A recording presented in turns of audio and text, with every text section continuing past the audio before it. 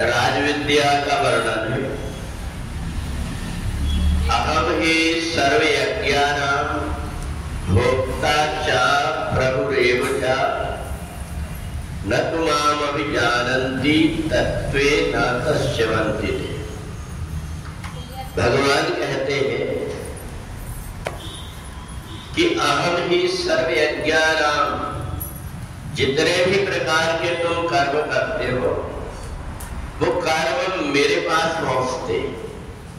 चाहे आप किसी भी देवता का पूजन करो, वो सारे कर्म जैसे परिवार का मुखिया होता है, घर में जो कुछ भी सामग्री आती उसके नियंत्रण में रहती है और जितना जिसका भाग रहता है वो उसको देता है।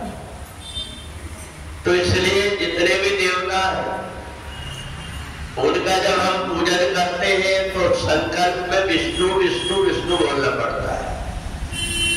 यदि हमने उन देवताओं को प्रत्यक्ष रूप से दे दिया तो उन देवताओं को अभिमान हो जाता है। कोवस नहीं जन्मा जगमाई प्रभुता पाई जाय मदनाई। भगवान विष्णु देख लेते हैं कि इस देवता को कितना भाग देना चाहिए और इसलिए अहम सर्वभूतानां हृदय से अर्जुन तिष्ठति। भगवान कहते हैं कि तुम जो कुछ भी करते हो और सबको यत् करोसि यत् अस्नासि यत् जुहोसि ददासि। तुम जो कुछ भी करते हो, खाते हो, पीते हो, लेते देते हो, वो सब मद अर्पणमस्तु, मेरे अर्पण कर दो। तो तुम्हें कितना चाहिए उसका योग क्षेमम वहाम्यहम्, मैं उसका निर्णय करके तुमको दूंगा। तो इसलिए हमारे पास में जो कुछ भी है वो सब परमात्मा का ही दिया हुआ है। तो इसलिए परमात्मा को जब हम अर्पण कर देते हैं तो परमात्मा हमें कितना चाहिए और कैसा चाहिए इसका निर्णय कर लेता है। और यही देवताओं के साथ में होता है। जितने भी देवता हैं भगवान नारायण के ही अंश रूप है। इसलिए 1000 नाम जो भगवान के हैं उसमें जितने देवता सबका नाम आ जाता है और उन सारे देवताओं तक हम जो कुछ भी सत्कर्म करते हैं वो भगवान नारायण के माध्यम से पहुंचता है। और इसलिए हमने अगर एक आदत बना ली, हम जो कुछ भी करते हैं, जो कुछ भी हमारे द्वारा अच्छा कर्म हो जाता है वो भी भगवान को अर्पण कर दे। जो कुछ गलती हो जाती है वो भी परमात्मा को ही अर्पण कर दे। तो जो गलती हुई है उसको आगे के लिए भगवान सुधार देते हैं और जो अच्छा हुआ है उसको हमारे संकट के समय के लिए इकट्ठा करके रख लेते। तो इसलिए जिसने अपनी बैंक का खाता परमात्मा के दरबार में रखा हुआ है, परमात्मा समय समय पर उसको क्या आवश्यकता उसकी पूर्ति करते रहता है।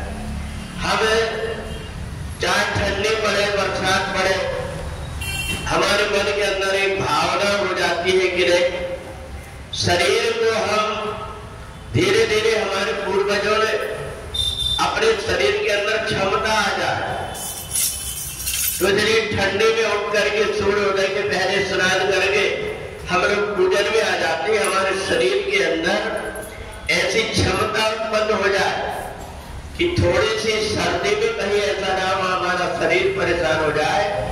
इसलिए अब धीरे धीरे करके हम अपने अभ्यास शरीर की वैसे करते हैं तो जैसा हम चाहते हैं धीरे धीरे वैसा ही बन जाता है।